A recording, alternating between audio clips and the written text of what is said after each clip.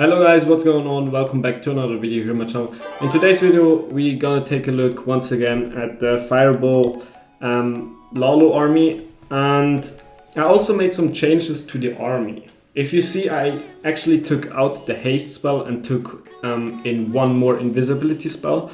This is mainly used just to make the Warden invisible, because there are currently a lot of single Inferno Towers and it's just like hard to go through single Inferno Towers if you only have 2 invisibility. Maybe have to use one or both to set up the Fireball.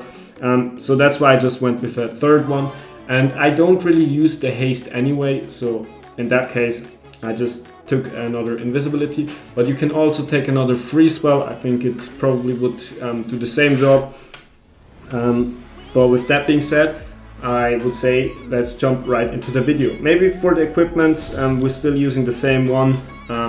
If you see, my Rocket Spear is on this account not even maxed yet, so it has a lot of power.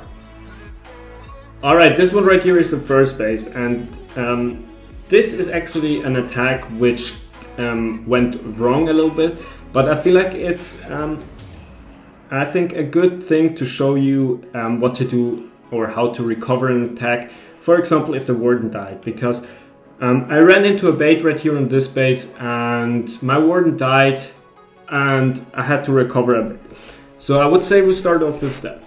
And the first thing what I actually look for is I look for the Fireball value. I hear some people that try to see the Flame Flinger value first, but I highly recommend you to scout for Fireball value first. Because here, in my opinion, or here in this base, the best Fireball in my opinion is this Ricochet Cannon right here. And to get the Warden there, you have to start with the Warden from around here, I would say. And if you start from here with the Warden, you can see that the Warden will tank this Expo to 100%.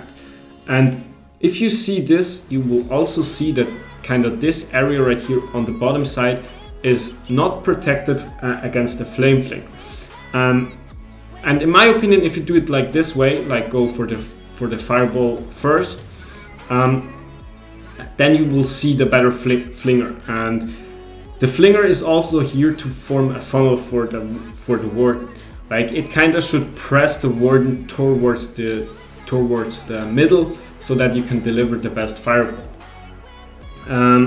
So I would say let's just speed up. And by the way, at the beginning I don't plan where I put my heroes. I will see that on the fly, because we'll take a look at this, but I place them there where the Warden is not going.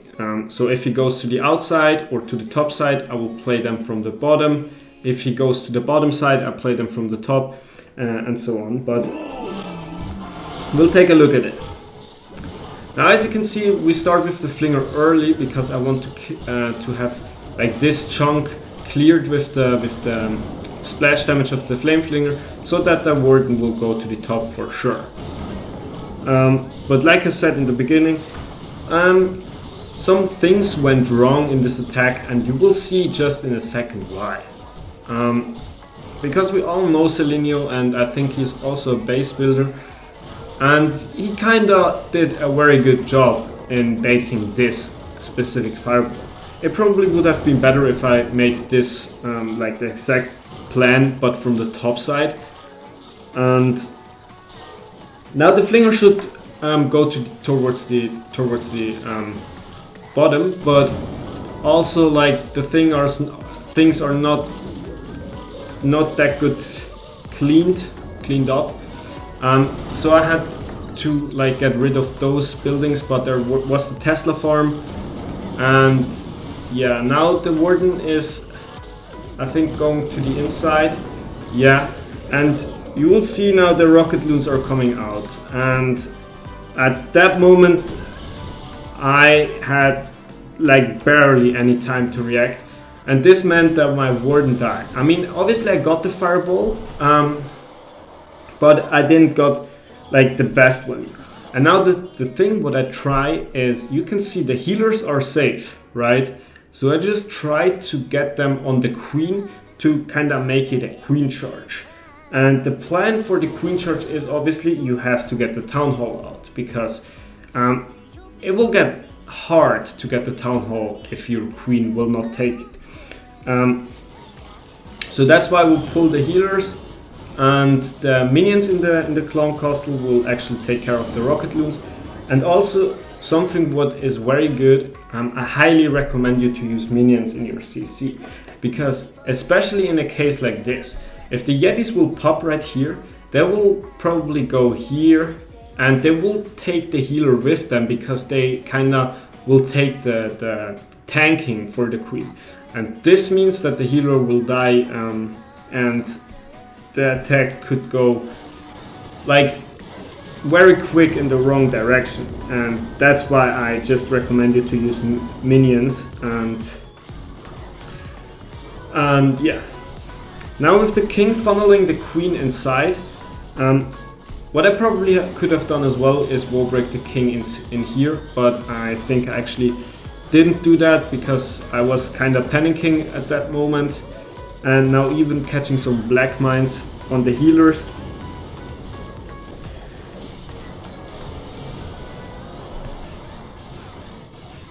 Now you can see we start with the royal champion from the bottom, because I see that the queen will get the town hall, because we have the invisibility and we still have 2 rages, so the queen will definitely get the town hall.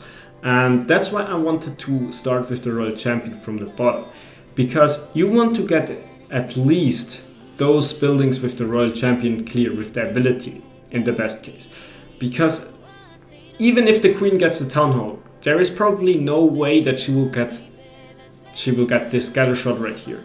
And that's why it's important to clear out this chunk to get the royal champion to the second scatter, and kind of clean up with the Lalo for the top side. And this multi right here will actually get taken out by the king, I think, because of the ability. So yeah. Now popping the royal champion, and also very important, always try to use the second earthquake for the royal champion ability. I probably could have made that the earthquake hit the town hall and the monolith. A little mistake by me, but I think it's not that big of a deal. Now I try with the Lalo kind of in that way, with the lava hound like this. I try to tank for the royal champion, and I also try to bring some loons to the monolith. But in case that there are some traps, the lava hound will take it out. And as you can see now, the royal champion is still alive. We have a lot of loons. We have the queen and the king still alive. And you can see, I think it's not that close. I mean, for that the warden died at the beginning, it looked pretty good. On to the next base, and this base right here is a more interesting one, because as you maybe see, you don't really have good flame flinger value. Like everywhere there is something against the flame flinger. You have on the bottom side, you have the king right here, you have the expos right here to prevent the flinger for the town hall, and also the monolith on the top side, and those expos right here. And even if you like tank one of those, I mean, if you let's say tank this one right here, you can't play a flame flinger for this side, or you can't really play a flinger for the top side because of those 2 mortars right here. So as you can see, it's laid out against the flame flinger. But I still, also on those bases, I try to like get the best value for the flame flinger. And even if it's only just 1 or 2 buildings, this is still value, and is also like kind of creating a path for your warden. And I thought maybe I can actually take out this single inferno tower with the warden and the wizard towers right here. Like, this is already good value, because after that, if you want to go with the fireball for that like stacked area, which is the rage tower right here, you could also go for the builder hut with the CC. But either way, you have to start from here, right? And depending where your warden will go after the fireball is either to the top side or to the bottom side. And if he actually chooses to go to the bottom side, you have always this single inferno tower which can annoy you really hard. and that's why I just tried to get it out. And not just because of this, but this is, I think, also the best value which you can get with the Flame Flinger. The Siege Barrack or the Log Launcher are not really good in this specific army, so I would just highly recommend you to like basically always use the Flame Flinger, except you really can't take out any important building. So as you can see, I was kind of struggling a little bit to find anything. I started with a Warden and still searched for some value with the Flame Flinger. I really was thinking about bringing the Flame Flinger for the top side, but with those two mortars right there, it's kind of pretty hard. And that's why I went with the Flame Flinger for the bottom side, as you can see. And something which is actually good is that the Tesla farm is right here, because that's just free value which you can get with the Flame Flinger, easy and safe. And they're always, like, one of the most important thing is just always to keep an eye on your Warden. The Warden doesn't really have that much HP, so it's just more important to watch over him. And also something which is really important, even if you have delivered the good fireball, try to keep him alive. It's just not the value that he will get afterwards, but just the buildings that he can clear out, because time is not your friend in this army. And if you just have a Warden that is in the middle of the base and still can take out, even if it's trash buildings, it's just buildings that you maybe won't get if you are if you're letting your Warden die. So that's why I would just always save your Warden.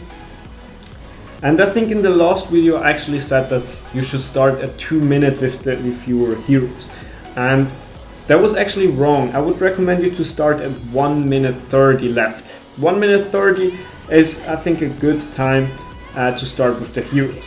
And also something which I said in the previous replay, where to go with the heroes. As you can see, my Warden went to the bottom side. This means that we will come with the heroes from the top side. Now you can come like from the funnel point, which means like you can start like this. But in my opinion, with the earthquake boots, you can just open up everything, and this just makes that you will get this part nevertheless, even if your hero will, or if your king decides to go here, your queen will go to the bottom side, and you will get better value if you just come from here, and you still have the Lalo, right? So if everything is going wrong, you can just take out this part with the Lalo. And that's what I kind of tried to do, as you can see, with the king opening both single compartments. And here once again, as you can see, the CC came out on the Warden, and I just saw a Rocket Loon and the Headhunter. And like I said, the Warden doesn't really have that much HP, so definitely keep an eye on him. Even if you rage up your healers and poison the CC, your Wardens can still die. And here also something, the Royal Champion like here from the outside, because there is not really a better place. If you send her in from here, from the bottom, she will either go to the top side and will face the Royal Champion, or she will go to the bottom side right here. So you can't really get her to the core. And if you do, the Warden will start following her, and you don't really want that the heroes will overlap each other. Because everyone should take out its certain buildings. Here it is for the Warden, the buildings on the outside, and the Royal Champion here on the inside. Now, as you can see, in the end, I think it got kind of close. There are still some buildings, but we got it done, and with that it's a triple, but we still have some more replays. The probably toughest base of all bases against Fireball Lalo are probably those bases which don't really have that much Fireball value. But I can promise you, in every base there is at least some fireball value. And I mean, here on this base, you see there is not like an area which you have like only stacked buildings. But if you see like this builder hut right here, or this poison tower right here, you already get some good value with it. I mean, on this builder hut right here, you will get the CC and multi-inferno tower and damage to the town hall and the poison tower. Yeah, you will get the poison tower as well, but you will take that out with the warden for sure. And already this is like probably the best value which you can get, and it's not bad value. I mean, the clown castle is still the clown castle, and the troops can really slow down the attack or hurt the Lalo or the warden, I'm sorry. So that's my goal. I always try on these bases to either go for the clown castle or for the town hall. Here in this base you can already see that you can actually get both. So that's what I'm aiming for. Now here once again with the flame flinger, there is once again not really good value with the flame flinger. Here on the bottom side you have 2 mortars and two expos, which means that it's kind of hard to set up a flame flinger.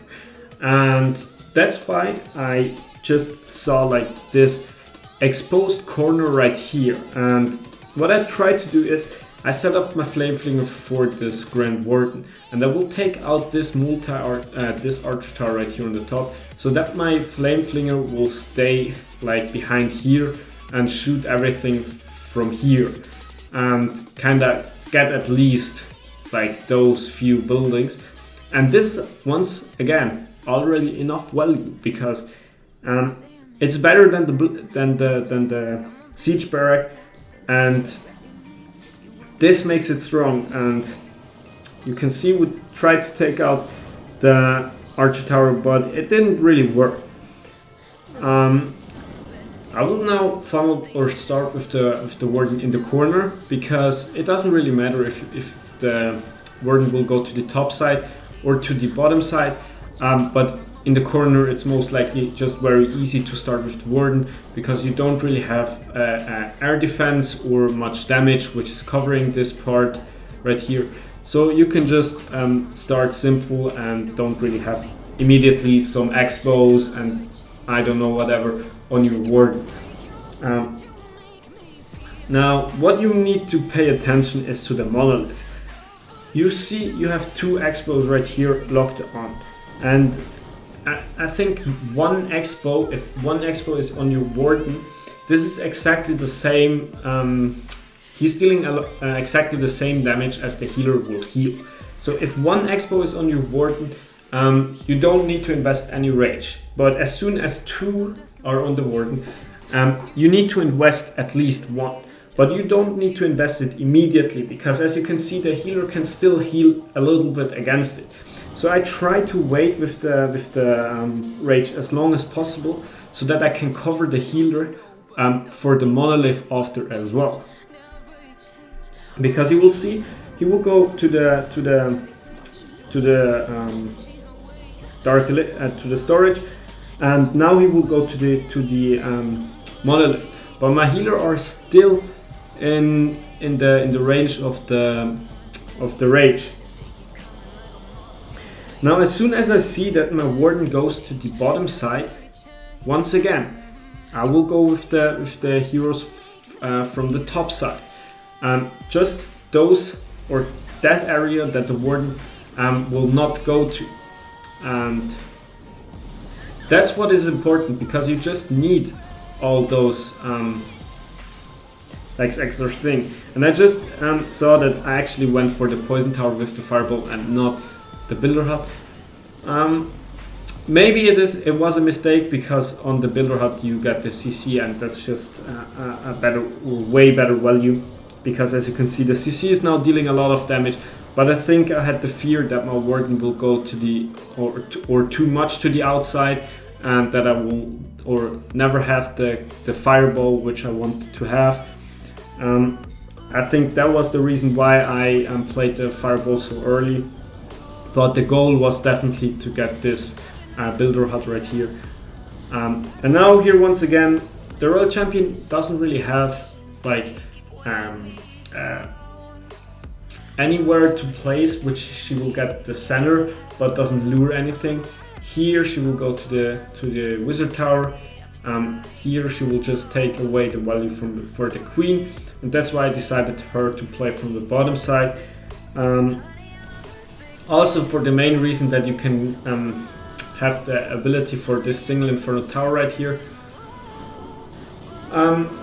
So as you can see, the Queen will beautifully get this multi-tower right there, and after that everything will close on the last corner. But once again, you still have the Lalo. You don't have the whole Lalo because I like to follow with the loons, but you still have a Lava Hound and some loons left, and that's why it's like that. But we still have one other base which we'll take a look at. Another base and another base which you don't really have good fireball value. Here once again I try to go for the CC or for the Town Hall. As you can see on the Town Hall side, there is not really that good value, because you have to come like either from here or from here, and in either way you at least take out the Expo and the multi-archer tower. And if you send the fireball after that to the Town Hall, you get only this Expo and some damage on the Town Hall. So that's why I didn't want to go for the Town Hall. Instead, I saw for the Clown Castle, and I saw here on this single Inferno Tower, you get the Poison Tower, you get the CC, and you even get the Monolith. Because remember, the fireball have a radius of 4 tiles, and this is exactly 4 tiles. And this means you will get all of this right here in the middle. And after that, once again, the Warden will either decide to go to the bottom or to the top. I thought I wanted him to go to the top and take out the Town Hall, but it didn't really went that way as I intended. But we'll see how I adjust. And once again, for the Flame Flinger, if I will start, or if I want the Warden to take out this single, I have to start about from here, I would say, to get the perfect fireball. And this also means that you can play a Flame Flinger for the side here on the bottom, or for the side on the top side. And if I review it now, it is probably better to go with the Flame Flinger for the bottom, because you want the Warden to push to the top. But as I attacked, I wanted to get out this multi-archer tower, which is a little bit weird, and I didn't really thought very good. I played the Flame Flinger from the top side, but the bottom side would definitely be way better. And you would have got this, like all of this, always if the Warden will go to the top. So that's why the Flame Flinger didn't make any sense. But I think it's also a good way to like kind of demonstrate how strong this army really is, because we will see how I adjust, but I had to invest the Queen to get the Town Hall out, and yeah, this just makes that I had less thing, and I kind of made it a little bit fast. But as you can see, we delivered the fireball, the Flame Flinger already opened, and now once again, you see I applied the Queen for the Town Hall. If the Flame Flinger would have taken out all of this on the bottom side, the Warden would go to the Town Hall right and would take out like all of this anyway. All of this right here. And this makes that I just wouldn't have to invest the Queen to just take out the Town Hall. So not the best decision from me right here, but we still got the Town Hall. And the Warden is doing his job on the bottom side. The King should just take out the scatter shot compartment, and with the ability he can open up this wall for the Queen here as well. And this already makes that kind of only like this part right here is still standing. But we still have the Royal Champion, you still have the Lalo, and you still have the Warden alive. And as you can see, it's looking very, very good. The Royal Champion now, obviously for the part which can still hurt you the most, and this is the ricochet cannon, the multi-arch tower, and the single inferno tower right here. The single inferno tower can still take out the warden, and the ricochet cannon can still take out the heroes. So that's why simply go with the royal champion for those few buildings. With the quake damaging them up, and you can see this base is like nearly or already done, and the royal champion didn't quite got the single inferno tower and actually triggered a lot of ground skeletons, but she got the job done, and we still again have the Lalo. So yeah. Anyway, I hope you enjoyed this video. If you did, I would really appreciate if you like and subscribe. And if you want to see more things like this, especially on Town Hall 17 as well, stay tuned. But with that being said, I hope you enjoyed, and now peace out.